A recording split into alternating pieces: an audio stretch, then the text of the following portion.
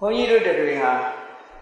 ကောင်းတဲ့ကံတွေကိုလည်းလုံးမိကြတယ်မကောင်းတဲ့ကံတွေကိုလည်းလုံးမိကြတယ်ဘာကြောင့်လုံးမိတုံးဆိုရင်အဝိဇ္ဇာပစ္စယသင်္ခါရလို့ဆိုတဲ့အတိုင်းအမှန်မသိဘူးတဲ့အမှန်မသိဘူးဆိုတာလုံးလုံးမသိတာကိုပြောတာမဟုတ်ဘူးနော်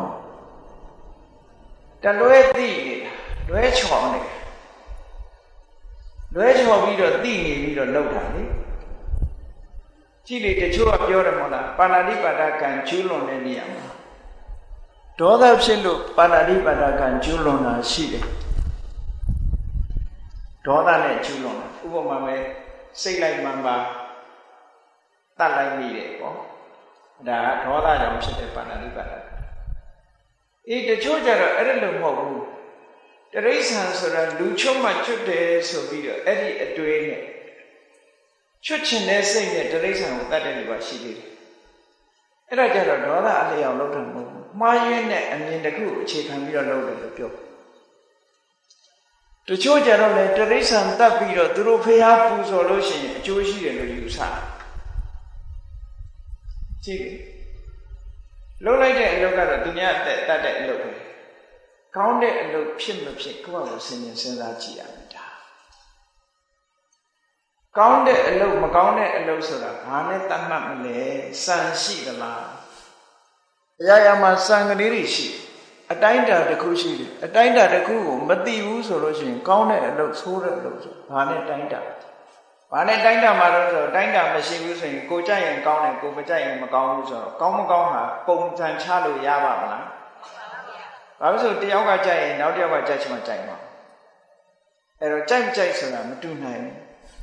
တွင်းသီးတောင်ကြိုက်တဲ့လူရှိတယ်မကြိုက်တဲ့လူရှိတာမကြိုက်တဲ့လူကြတော့နန်းတယ်ကြိုက်တဲ့လူကြတော့မှုေးတယ်မပိလည်းကြိုက်တဲ့လူကမှုေးတယ်မကြိုက်တဲ့လူကြနန်းတယ်ဟောကြိုက်နဲ့ဆုံးဖြတ်လို့မရဘူးတယောက်ကြိုက်ဂျန်တဲ့လူကကြိုက်ချင်မှကြိုက်တယ်အဲ့တော့အမှန်တရားဆိုတာကြိုက်နဲ့ဆုံးဖြတ်လို့မရဘူးဘာနဲ့ဆုံးဖြတ်ရမလဲဆိုစာငလေးရှိကိုလုပ်တဲ့အလုပ်တစ်ခုသည်ကိုယ့်ကိုထိခိုက်ပျက်စီးစေသလားသူတစ်ပါးကိုထိခိုက်ပျက်စီးစေသလားနှစ်ဦးလုံးကိုထိခိုက်ပျက်စီးစေသလားဆိုးရုပ်တဲ့အကျိုးတရားတွေကိုဖြစ်ပေါ်စေသလားဆိုတဲ့အပေါ်မှာမူတည်တယ်ကိုယ့်ကိုထိခိုက်တယ်ကိုဒုက္ခရောက်ဖို့ဖြစ်တယ်သူများကိုထိခိုက်တယ်သူများဒုက္ခရောက်ဖို့ဖြစ်တယ်နှစ်ဦးလုံးထိခိုက်တယ်နှစ်ဦးလုံးအကျိုးရောက်ဖို့ဖြစ်တယ်မကောင်းတဲ့အကျိုးတွေကိုထုတ်လို့အဲ့ဒါမကောင်းတဲ့အလုပ်ကိုတတ်မှတ်တယ်ကိုယ့်အတွက်အကျိုးဖြစ်ထွန်းတယ်သူများအတွက်လည်းအကျိုးဖြစ်ထွန်းတယ်နှစ်ဦးလုံးအတွက်လည်းအကျိုးဖြစ်ထွန်းတယ်ကောင်းတဲ့အကျိုးတရားတွေကိုထုတ်လို့ပေးနိုင်တယ်ကောင်းတဲ့အလုပ်ကိုတတ်မှတ်တယ်ဒါစံပဲအဲ့ဒီစံနဲ့တတ်မှတ်ရအဲ့ဒီစံနဲ့မတတ်မှတ်သည့်အတွက်ကြောင့်သူတွေကပြောကြတယ်လေအရက်ဆိုတာကြိုက်လို့တောက်ဘယ်သူမှလည်းမဆဲနဲ့အရက်ထဲမှာလည်းမယမ်းနဲ့ကိုယ့်ကိုကြိုက်လို့တောက်ကိုယ့်ကိုဂိုင်းမောက်အိတ်နေပါဖြစ်ဘူးလို့ယူဆကြတယ်အားမဖြစ်ဘူးလို့ထင်ကြခုနကစံနဲ့တွက်ကြည့်လိုက်အရက်တောက်ပြီးတော့အိတ်နေတဲ့လူတယောက်ကဘယ်သူထိခိုက်တယ်လဲဆိုရင်နံပါတ်1သူ့ထိခိုက်တယ်ဘယ်လိုထိခိုက်တာတော့လို့မေးစရာရှိတယ်သူကသူနေတာဘာထိခိုက်ရမှာတော့လို့ဆိုလို့ဒီလေအရက်တောက်သည့်အတွက်ကြောင့်အရက်တောက်ပြီးတော့အချိန်ဖြုံးနေသည့်အတွက်ကြောင့်သူ့ဘဝရလာတဲ့အချိန်လေးမှာကုသိုလ်ရဖို့လည်းသူ့မှာမရှိဘူးပညာရဖို့လည်းမရှိဘူးဇီဝဥစ္စာရဖို့လည်းမရှိဘူးဖြစ်ဘူးလားအဲ့တော့သူ့အတွက်မနစ်နာဘူးလားမှန်ပါဗျာကုသိုလ်တို့ပညာတို့ဥစ္စာတို့ရရမှာမရဘူးဆိုရင်ဒါသူထိခိုက်ပြီသူထိခိုက်တယ်သူများမထိခိုက်တိုင်းအကောင်းလို့ပြောလို့မရဘူးသူ့ကိုထိခိုက်တယ်သူထိခိုက်ပြီဆိုရင်သူ့ကိုမိကိုးနေရတဲ့မိသားစုရောမထိခိုက်ဘူးလားထိခိုက်ပါဗျာထိခိုက်တယ်ဟိုထိခိုက်တာတော့ကိုယ်ထိခိုက်ရင်သူများလည်းထိခိုက်ပြန်တယ်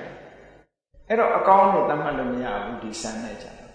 ဒီလိုဆွလို့တယ်နော်ဒီလိုဆွလို့တယ်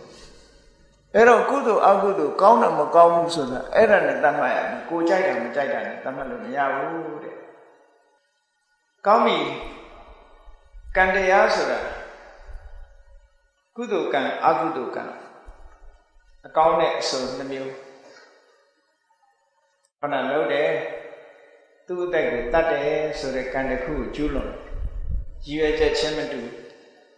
သူ့အသက်ကိုတတ်တယ်တချို့ကစိတ်လိုက်မှန်ပါတတ်လိုက်တယ်တတ်ဖို့မရည်ရွယ်ဘူးဒေါသမထိန်နိုင်လို့တတ်လိုက်တယ်ဒါတစ်ခု